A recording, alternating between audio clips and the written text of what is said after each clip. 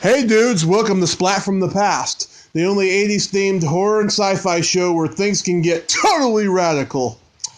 Now today I will be interviewing a legendary horror host from the Bay Area, John Stanley. He hosted Creature Features on KTVU Channel 2 in the mid-80s after replacing Bob Wilkins, who originated it in the 70s. And I'm going to talk to him today about that. He also worked for the San Francisco Chronicle with my dad and a couple of my uncles there at the same time for years as well. We're going to talk about that, what he's been up to since retirement, and memories of the show, Creature Features, and all that stuff. So, it's going to be pretty cool. So here is my interview with John Stanley.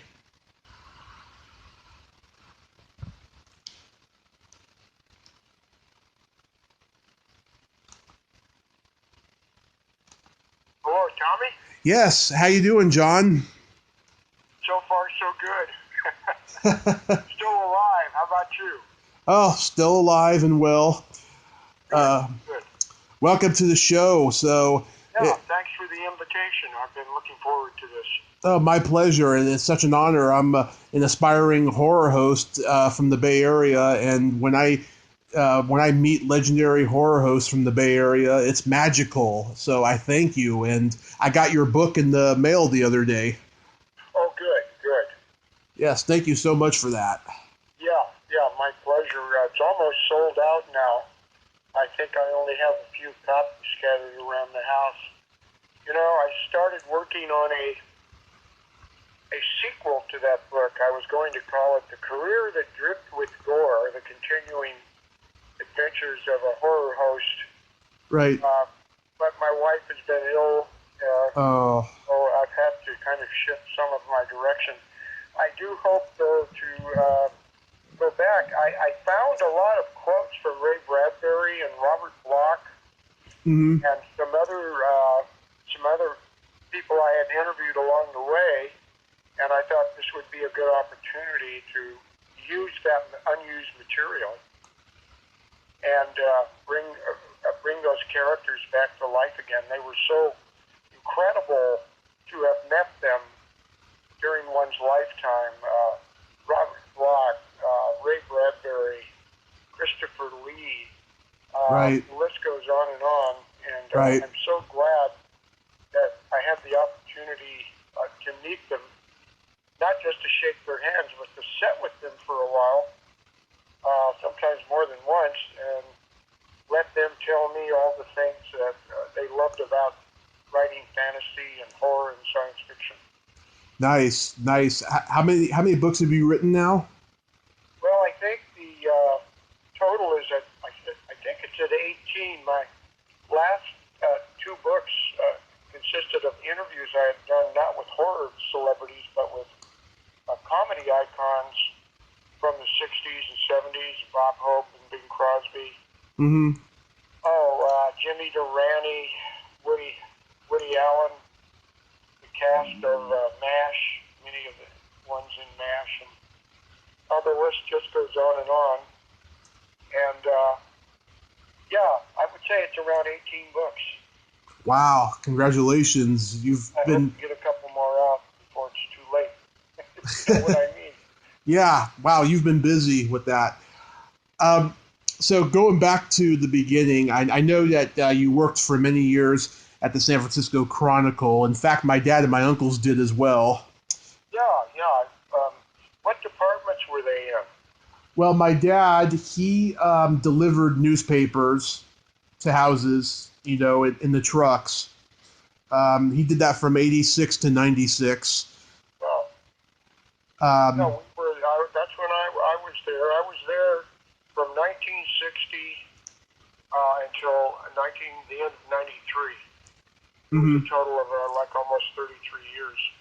Yeah, 93 was the year. My dad had to have neck surgery for a defect he had when he was a kid, and he spent a year on workman's comp, and then he came back when the strike hit in 94, and that made things much worse for him. And then he spent another year on workman's comp, and then when he went back, He missed a lot of days of work, and he just couldn't function. So they let him go, unfortunately. And wait, I'm sorry, I didn't know him. You know, that strike didn't last very long. no, Just a few days, and I went down there just to see, to let those who were picketing, let them know that I was rooting for him. I was hoping everything would work out. And I ran into Herb Cain. In fact, it was the last time I saw Herb Cain. We had known each other when I was working there. He was carrying a picket sign, and he was very angry that this was happening. And he said, if anybody offered me a job today, another newspaper, I would take it immediately. And by golly, because of the mayor stepping in, doing the things that he did, that strike only lasted a few days, and it was over, and everybody got back to work. And Herb finished out his career, and I believe Herb died around 1997, as I recall. yes, he did actually. Yeah. My great uncle, my mom's uncle, was Angelo Asaro. He was there for about 40 years, from the mid 50s till about the early 90s. And he actually didn't like Herb Cain at all. He thought that he was a drunk and all that stuff. Actually,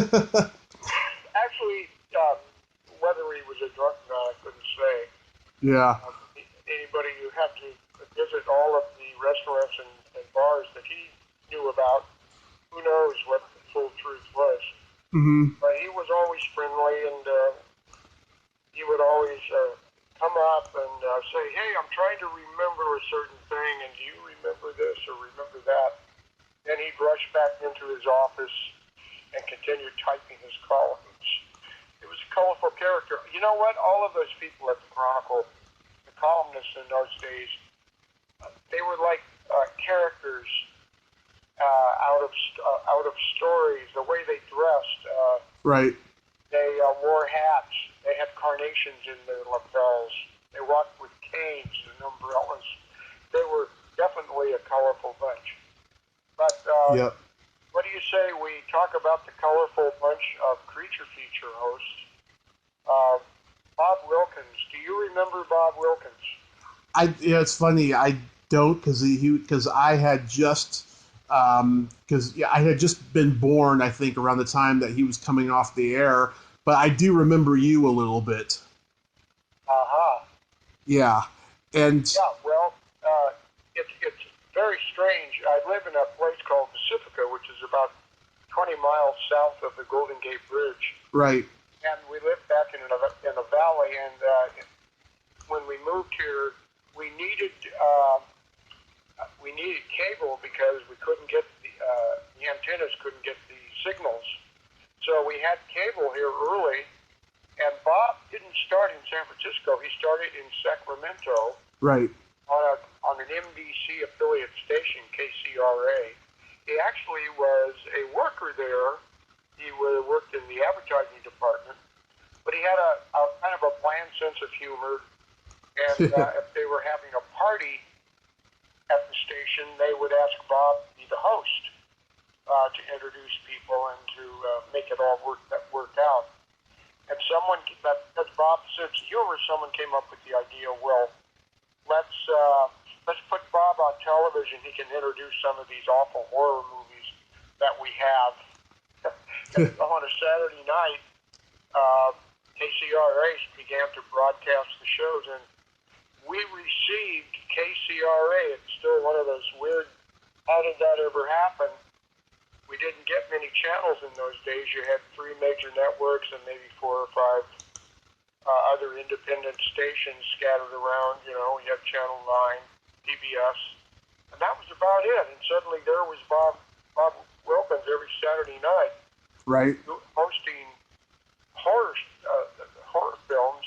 Well, I was a fan of horror. I grew up reading the EC comics that Bill Gaines put out, right, and Mad Magazine and all other related things.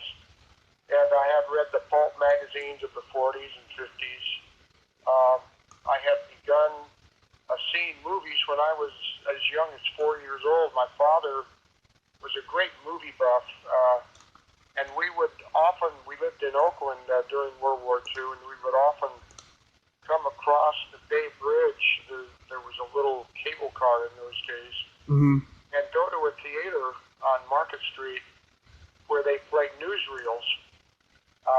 And he wanted to see the newsreels of the war, what was happening in, various phases of the war. And isn't it ironic that I should end up working at a newspaper only a block away from that theater? Yeah, it sure is. Yeah, we saw newsreels, but we also Western films. My father, even though he fought in World War II and was terribly wounded, wanted to see every war movie that was being made. On Sunday, we went to see The Sands of Iwo Jima, and on Monday, we went to see Gregory Peck in 12 O'Clock High. Nice. We never missed a major motion picture about World War II. We went out to see each and every one. He took me to see Gone with the Wind. Right. So I grew up knowing all genres of movies, from musicals to action movies to westerns, and so I started communicating with Bob Wilkins over the phone, or I would write letters to him about his movies coming up. And sometimes he would use my opinions on his show. And then when he moved to the San Francisco Bay Area, the Channel 2 KTVU, which was then an independent station, right. I was the first to interview him in the Chronicle. And we became good friends, and he began having me on the show periodically to talk about some of the horror stars I had met, movies I had seen way back in the old days, who was now going to play on the air. Now we had a wonderful relationship, and strangely enough, when he decided to leave Channel 2, he had his own advertising agency. Remember Chuck E. Cheese pizza parlors? Of course, they're still around. Well, that was his major account back in those days. And it kept him really busy, and suddenly he had done the horror hosting for several years, and he just decided he wanted to move on to other things. And so at the Chronicle, I heard he was going to leave. So I thought, hey, this will make a good story for the Chronicle. So I called him up, and Bob said, well, my question was, hey, Bob, who's going to replace you? And he said, well, why don't you try for the job? John, you know as much about horror films as anybody I know. And I dismissed the idea. I said, oh, no, I'm a newspaper reporter. I specialize in personalities. I've had no experience in television. And nevertheless, he insisted, and so I had a meeting with the executives who worked with Bob. And the next thing I knew, I did an audition and was picked for the job. Wow. So he started in what, 71 there? Well, he started in 1966 at KCRA. I think he was there about 4 years. Then he was going to be at Channel 2 from 1971, January, until the end of 1978. So Bob did the show fully for those years. He also played Captain Cosmic, who was a character who came on the station in the afternoon, Monday through Friday, to introduce Japanese anime films or movie serials like Flash Gordon, right? That kind of thing. And so he had been really, really busy those 7 or 8 years. And I took it over, and the show continued for another 6 years. So Creature Features lasted 14 years. Wow. And became one of the most popular shows in Bay Area history. Tommy, what is really unusual about this, after the show went off the air in 1984, in the fall of '84, I returned to the Chronicle. Mm-hmm. Worked, as I said, through 1993, and then an editor by the name of Dave Kleinberg, who had worked with me, he had been my editor for many years. Mm-hmm. He began an elder hostel group called Bay Area Classic Learning. Right. Elder Hostel at that time, it's now called Rhodes Scholar. It's changed quite a bit. But back then it was a program where senior citizens could come to the Bay Area, spend a week here, be exposed to certain teachers, and go visit some of the locations around the Bay Area. And Bay Area Classic Learning became one of the most heavily attended elder hostels of its time. We were in 4 different hotels scattered through the Bay Area. And that job for me lasted 17 years, and I became David's specialist in the entertainment world. I did classes on Frank Sinatra, Bing Crosby, and Bob Hope, Back on the Road Again, Jewish comedy, the history of motion pictures, the history of old-time radio, the history of television. It was wonderful to be able to take all that material and redesign it for a whole new audience. Then in the year 2000, a fellow by the name of Tom Wirsch, who lives in Petaluma, came to see me one day, and wanted to see if Bob Wilkins and I would come out of so-called retirement and make personal appearances around the Bay Area, and whether shows we could get booked into, or there might be some special creature feature shows. And sure enough, that began to happen. And for approximately 9 or 10 years, Bob and I made personal appearances throughout the Bay Area in movie theaters like the Castro, at the Comic Convention at the San Francisco Convention Center. And Bob and I met our old audience. They would all come to see us, and each one would come to our table and talk about what it was like when they were growing up, just as you were doing a little while ago. How watching creature features on Saturday night was a family affair. They would watch it with mom and dad, brother and sister.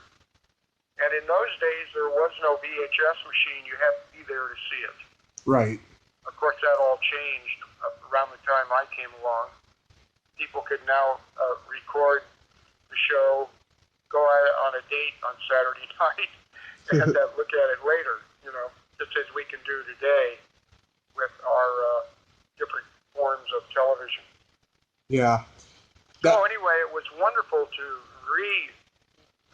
remix with that audience that had been so loyal during those 14 years. And Bob and I put out several originally VHS tapes, which later became DVDs, focusing on some of our old material that we had saved.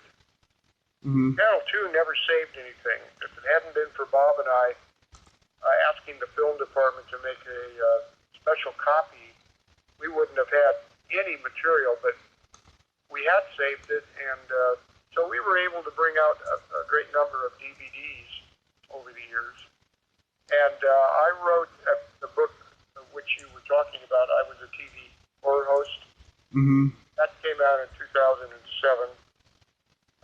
And by the way, along the route of my life, I wrote 6 movie guides. I believe did you receive one of those? Yeah, you sent me the movie guide. Yeah, that was one of 6 movie guides.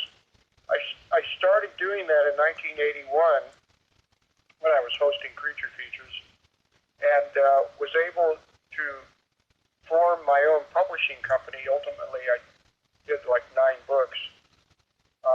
And out of all of that came 6 editions of the Creature Feature Movie Guide with reviews of literally thousands of movies. I used to see around 5 or 6 movies a week Mm-hmm. There was a new movie coming out, a horror movie, sci-fi movie. I rushed to a theater to see it.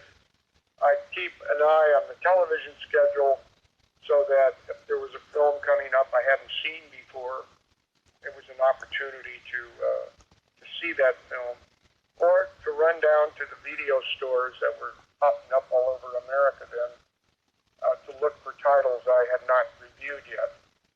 So with all of that available to one, I was able to, I would like to think anyway, I was able to review just about everything that was certainly new and as many of the films of the past as I could.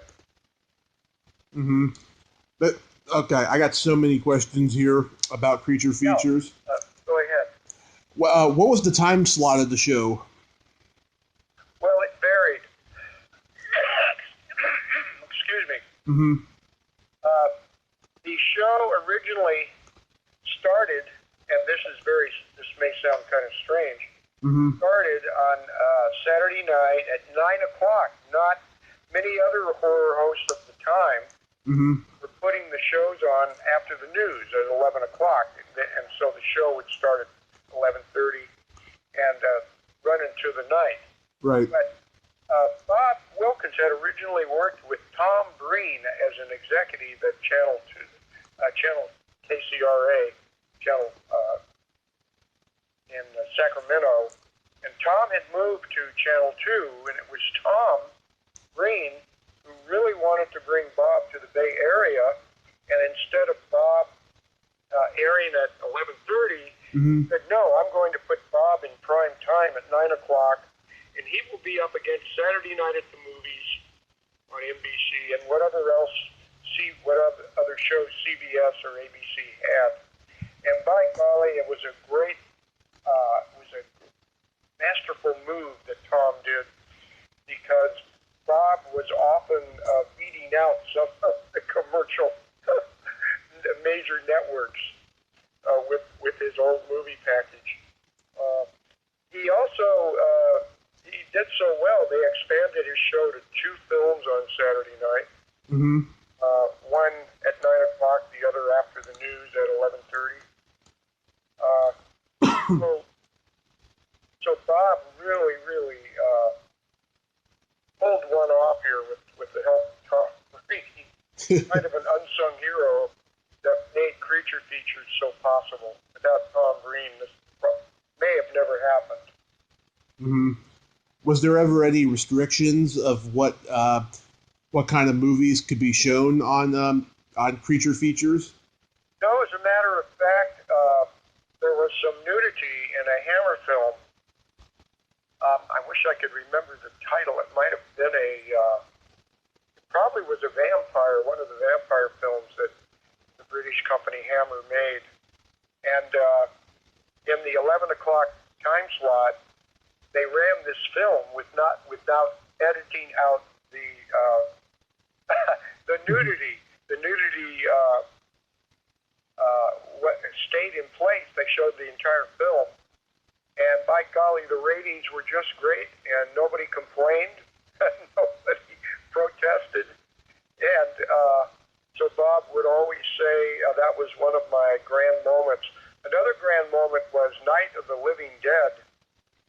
Usually there were certain sequences that might be edited out, right, considered to be a little bit gory.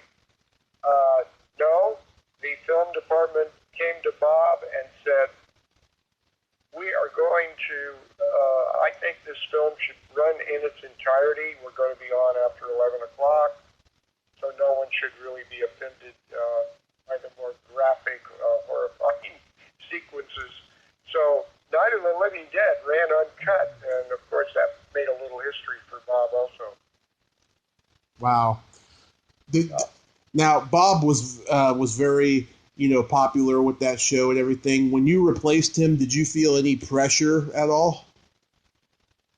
Oh, naturally, I felt total fear because I asked myself the question: how am I going to fill the boots of Bob Wilkins, having no history of being a horror host? However, I did have something special that I thought maybe I could fall back on, and that was my contacts that I had in Hollywood. I had major contacts at all the studios, at the networks, and some companies who handle personalities. I also had contact there, so if I wanted to contact a particular personality, I knew how to reach the important individuals. Mm-hmm. I'd like to give you an example, if I could, Tommy. Yeah. I had contacts at Disney, and there were two publicists in San Francisco. Mm-hmm. Helped Disney whenever films were opening or any kind of publicity. And if a major motion picture was going to open, they would bring the star of that film. They'd have them come to the Bay Area on a Thursday. They'd fly them in on Thursday because they knew that I taped my shows usually early Friday mornings. So then Friday morning, the individual, the star of the Disney film, would be brought to the channel. I would brief him or her about what I had lined up. I had film clips, questions to talk, issues to talk about, and we'd go through the briefing. Then we'd start to do the show. Then that afternoon, when I was all finished with the show I was making, my wife and I would run over to Ernie's restaurant, which at one time was considered one of the finest restaurants in San Francisco, and I would put on my newspaper cap, mm-hmm. and I would interview that individual for the San Francisco Chronicle. We'd sit down for dinner and do the interview just for the Chronicle. Uh-huh. So, with those kind of connections, I was constantly able, to bring stars in to the show. In fact, can I take a minute and tell you a story about Christopher Lee and Ray Bradbury? Oh, of course. I want to hear it. Yeah. Christopher Lee was making a motion picture over in Marin County. Mm-hmm. This was in, I think it was late 1979. Mm-hmm. And so I was able to get a hold of his agent, and arrangements were made that Christopher would come to the TV station at a certain time, and we'd start taping a short time after that. Well, he didn't show up. Mm-hmm. No Christopher Lee. So we waited as long as we could. Yeah. And we went ahead now, and I'm starting to tape the opening segment. This was a cold opening. A cold opening is when you're doing a sketch, and you haven't shown the title yet. You're going to do some kind of sketch in the studio, and then the main titles will start, and so on. Then you'll come on and talk about tonight's movie and who your guests are going to be. Mm-hmm. So I'm doing this opening sketch, and I'm surrounded by members of a Star Wars club who all are wearing character costumes. And I have announced that in a couple of weeks I'm going to have a brand new set. So it looked like these members of this group were building my set. They were walking around with tools, hammers and saws, carrying boards. In fact, there was one scene where I had to duck my head because someone with a board almost swung it and hit me on the head. And I had sound effects of hammers and saws. Like all this activity is going on, and I'm talking about tonight's movie and so on. I haven't mentioned Christopher Lee because he hasn't shown up, and I don't know if he's going to be there or not. Well, midway through this sequence, Christopher Lee arrives. He walks into the studio, and he watches all this business go on. I guess you could say some of it was tongue-in-cheek nonsense. Right. Anyway, he turns to my wife, Erica, and says, I don't believe this is the kind of show I want to be associated with. Oh. And he turns to walk out of the studio, and above the door is a monitor that shows you whatever is currently being either recorded or being cutaway to or whatever. And I had just introduced an interview I had done a couple of weeks earlier with Ray Bradbury. We had met at the Cinema Shop, which was in downtown San Francisco, and he was kind enough to, I think we did a two-part series. Pardon me. So suddenly he stopped and he watched the interview with Ray Bradbury. Ray Bradbury's expressing a lot of attitudes and opinions about new science fiction movies and so on. So the interview ends, I close the segment, and the lights come on. And Christopher Lee turns to my wife and says, well, if this program is good enough for Ray Bradbury, then it's good enough for Christopher Lee. And he stayed. And we did a two-part interview. Oh. Morning, and everything worked out as I had planned it. But boy, I came so close to losing him. Wow, does that interview exist anywhere? With Ray Bradbury? Yeah. Yes, it does. In the segments with Christopher Lee, I did have them. In fact, it was only not too long ago, about a year ago, that I brought out, it's been a couple of years now, where I brought out a special Leonard Nimoy. I'm sorry, not Leonard. Pardon me. I brought out the Christopher Lee interviews, and so that yes, it all has survived and still exists today. That's good. Yeah. Yeah, I heard Christopher Lee was a really intimidating guy. And it got a little mixed up there, but that was another case where if I could tell you this story about Leonard Nimoy, it's very unique and unusual. He was doing a play in San Francisco, in which he was the brother of Vincent van Gogh, the French painter.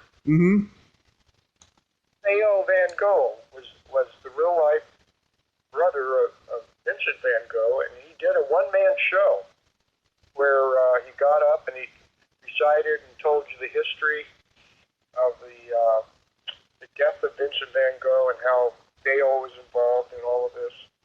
And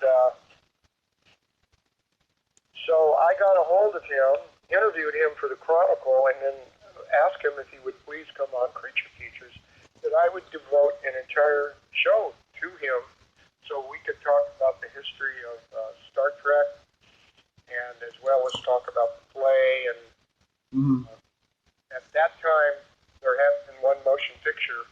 This was 1980. The very first Star Trek, the motion picture, had been out. And I thought, gee, that would be great. We could talk about how that film had done, the history of it, and what's the future for Star Trek, you know?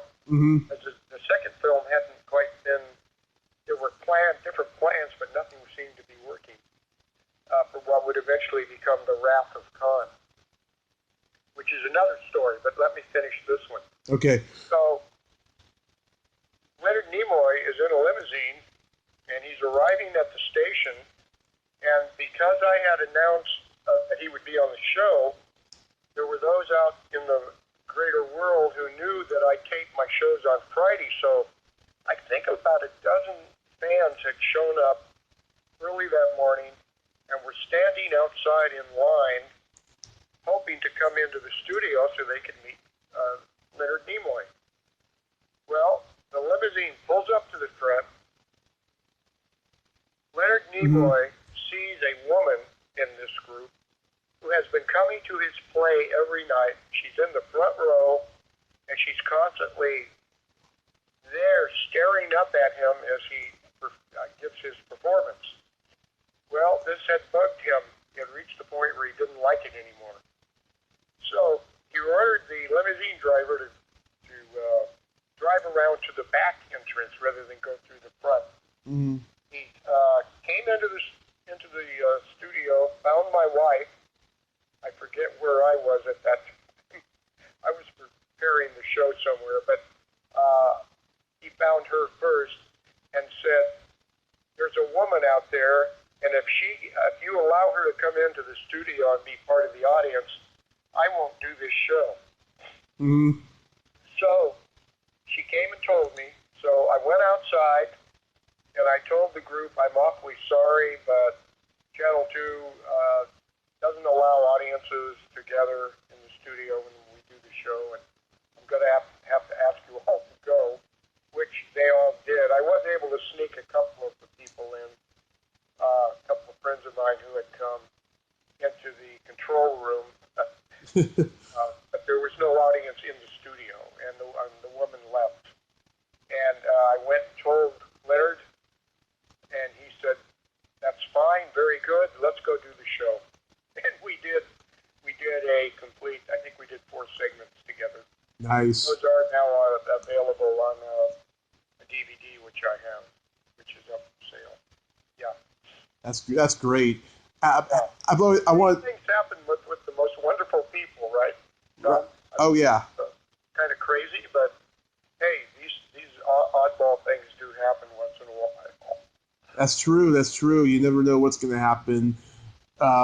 I was wondering, though, I mean, have you always been able to handle a local celebrity well? When you say local celebrities, do you mean like those here in the Bay Area?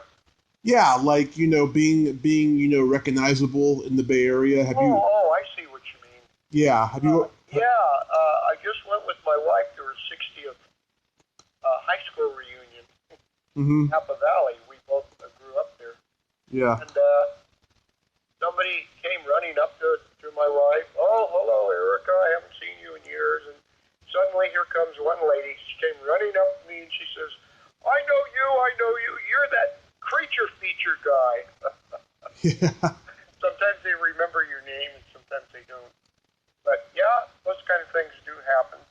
And especially it was happening after Bob and I came back in the year 2000 and we started appearing at the Parkway. The first major show was the Parkway Theater in Oakland. Mm-hmm. It was a theater that served beer and wine and food. Those shows were really, really, really nice. Bob, in fact, they would roll out a red carpet. We'd drive up in a limousine and then walk on the red carpet into the theater. The fans were always there, and it became a very unusual part of my life. I was still doing the elder hostel work, and then there was a 10-year period, Tom, where I went back to the Chronicle, Mm-hmm. and I began writing some stories for them, and then they asked me to write reviews, DVD reviews of new movies, of old television series, and I did that for 11 years. Mm-hmm. And they just, I think 2 years ago, decided people aren't buying DVDs as much as they used to, and they discontinued that feature. Yeah. The Chronicle no longer runs reviews of whatever is happening in the DVD world. Sadly, yes. Yeah, that's too bad. It was a lot of fun to see a lot of the old films, new films, television series that I used to cover for the Chronicle. Mm-hmm. It was special. So yeah, it's been fun. It's kind of slowed down a little bit. Some of the horror hosts that were involved with us, Lobo. Are you familiar with him? Lobo sounds familiar. He moved back east. He lives in Pennsylvania now. Mm-hmm. So I haven't seen him in several years. But there's Lord Bloodraw. Are you familiar with him? No, these are probably older guys. No, right. He's middle-aged. He does shows which are shown in different parts of the country. Yeah. And Ernie Facilius. Remember the satire of Star Wars? Short film he made. Yes, I remember it. Yeah. I'm trying to remember the title. It's yeah, I know what you're talking about. I actually saw it like last week.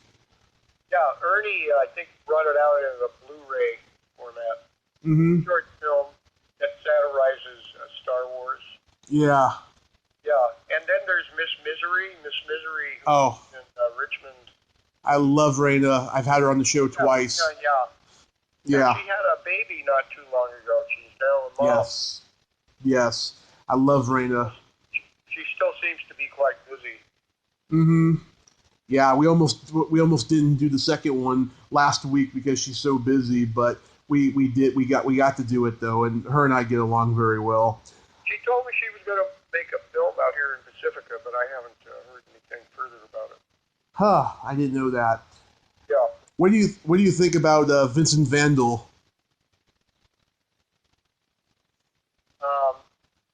Help me out a little bit.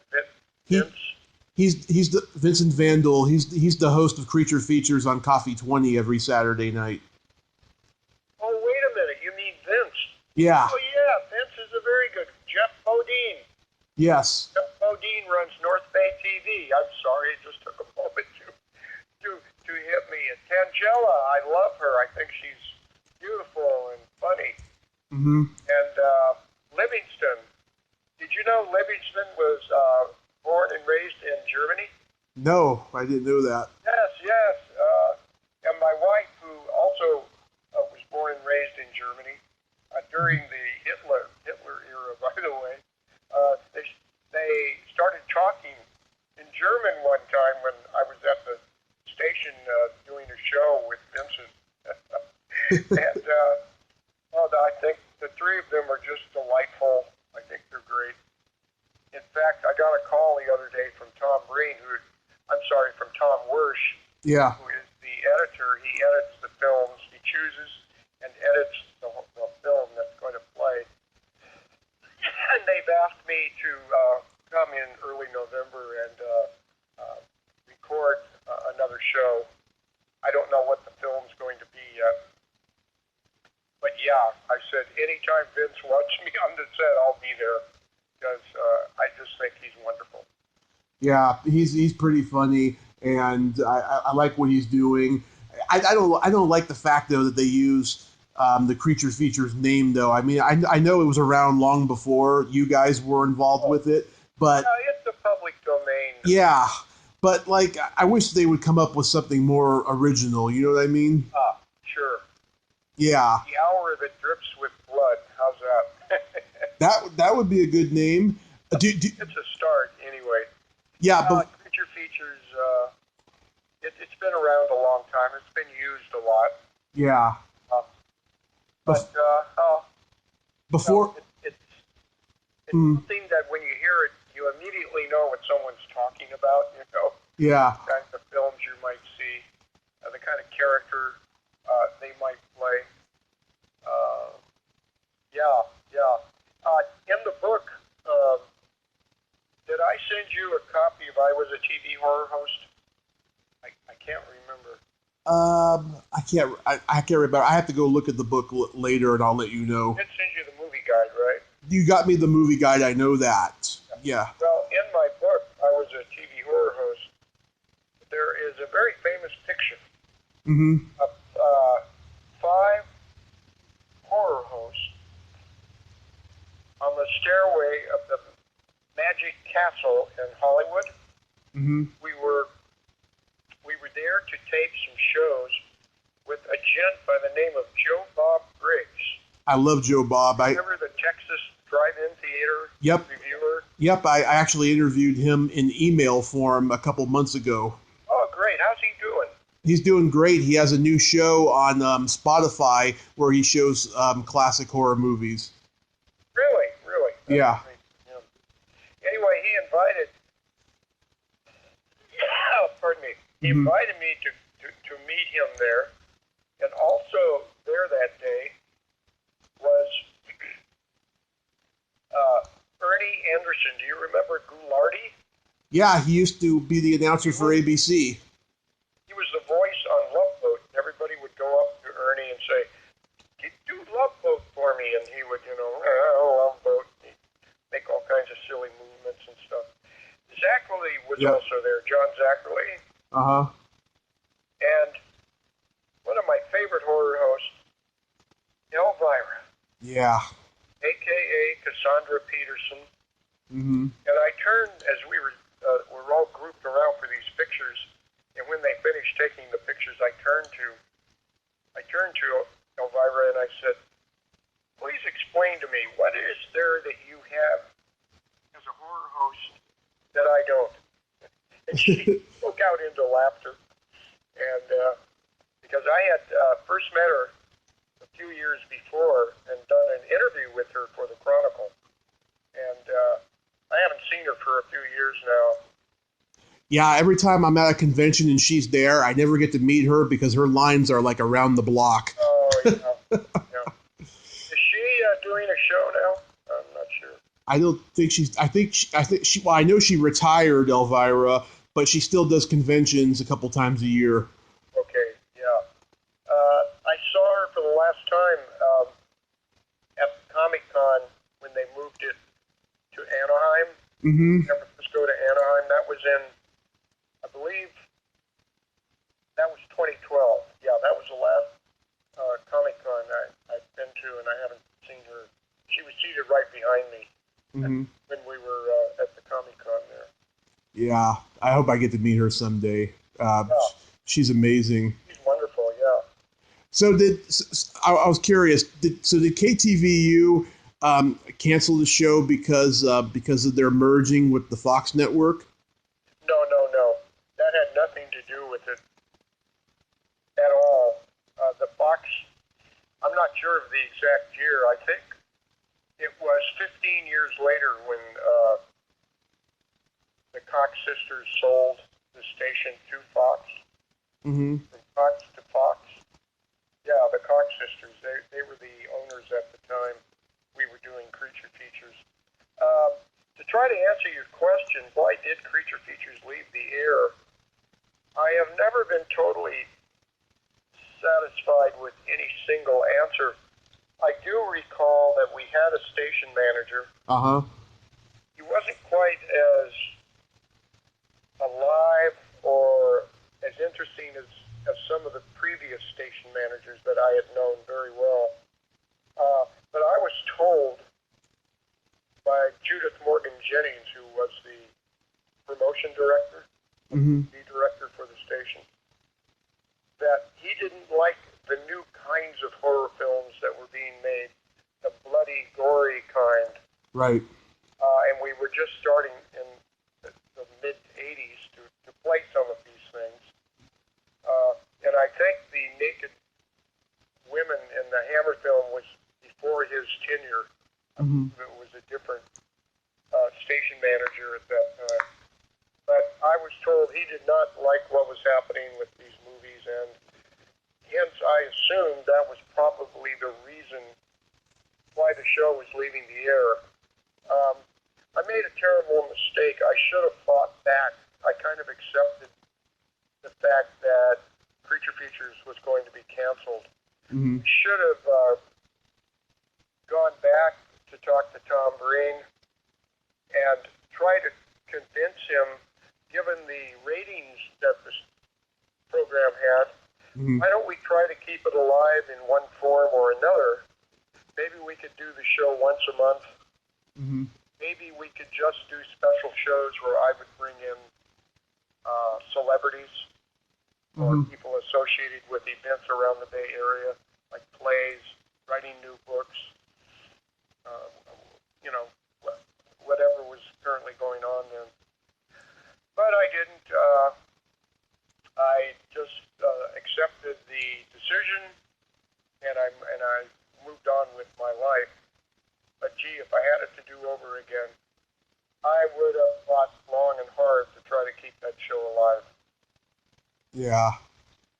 I think it had a few more years in it if it had gone. I could have had, yeah, definitely. Very definitely. So I see that you got booked for the East Bay Comic Con this February coming up. The East Bay? Oh, is that the one in Concord? Yes. Yeah. That's put on by Steve Wyatt. Yeah. From Bakersfield. Mm-hmm. That's where Steve lives. Yeah. created the WOW show, which was done at the San Jose Convention Center. Mm-hmm. And I think 3 years ago it was purchased by Apple. Oh, nice. Over the production of the show, they kept him on as, I guess, as a coordinator, someone to continue to help run the show. And instead of drawing 6,000 or 8,000 people, suddenly that show was drawing like 30,000 people. Mm-hmm. And it became one of the most heavily attended shows. I know the Comic-Con in San Diego draws, I guess, 100,000 or something every year. Mm-hmm. But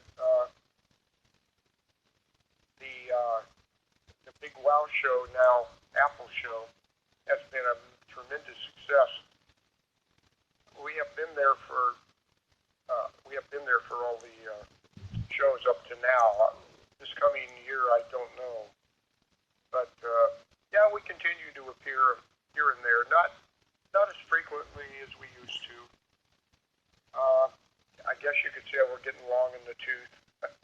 Yeah. But we might be coming back more. I don't know. Oh, hey, did you know we did a show in August? Oh, yes. I actually was going to attend Creatures Con, but I had a unfortunate financial situation. I was looking forward. I was going to meet you and Raina and Laurie Jacobson, who's also been on the show, but it didn't happen. But I'm going to try to make it to East Bay Comic Con. Is John Provost's wife. Right. Yes. He was on the Lassie show back in the early 50s. Yeah. Right. Yeah, he's a good friend. Yeah. Yeah, Laurie. Oh my God, she's the free-spirited aunt I always wanted growing up. Guess you know that Tom Worce's documentary Haunted Wine Country. Mm-hmm. She appears. Yeah. Going to be playing in Santa Rosa beginning October 19th. Wait a minute, what day is this? That's tomorrow, Friday. Yeah, it's going to be playing at a theater in Santa Rosa. Yeah, I've seen Laurie interviewed in lots of documentaries about ghost stuff and celebrity stuff. You know, whenever I see it, I just enjoy it because she's so honest, and I just adore her so much. It actually came out last October, but the fires in Santa Rosa destroyed some of Tom's plans showing the film. He had just premiered it literally a few days before the fires broke out across Northern California. Yeah, you know, last year, Famous Monsters of Filmland was going to do a horror convention in San Jose, and they canceled it because of the fires. But they did a horror film festival in Santa Rosa back in February, and I actually got to do press for it, and I got to meet the creature from the Black Lagoon, Rico Browning, and John Russo from Night of the Living Dead, who I actually got to interview about 2 months ago, and it was a really good experience. I'm definitely going to go back next year.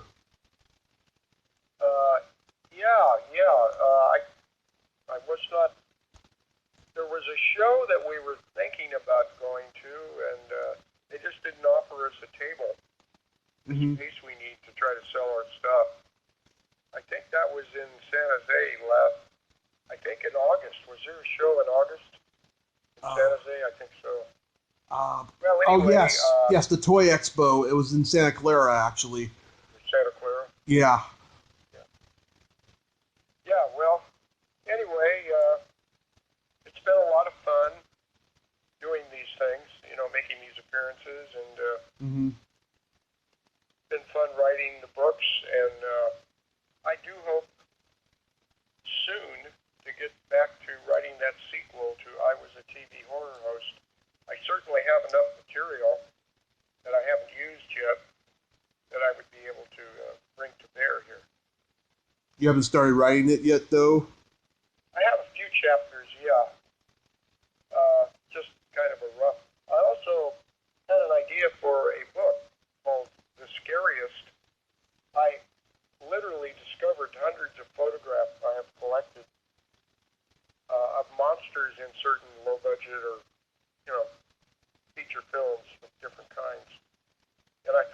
together a book called The Scariest, using the hundreds of photographs I have with captions, kind of tongue in cheek. Mm-hmm. Approach it with a spirit of fun and see what happens with that. So there are a couple of projects yet that haven't put away everything yet, not yet. That's great. I hope you carry through with that book and future books as well. John, I thank you so much for your time today, sir, and happy holidays, especially Halloween. Thank you. And enjoy your cocktail. I wish you well with your podcasts. Thank you so much, sir, and thank you for that book. Yeah, very definitely. It's been great talking to you. It brings back a lot of old memories. And it has been wonderful when you stop and think about it. Most jobs, once they're over, it's gone from your life. But Creature Features, it all came back in a whole startlingly new way. Shocking. Yeah. I woke up and said, hey, this is really cool.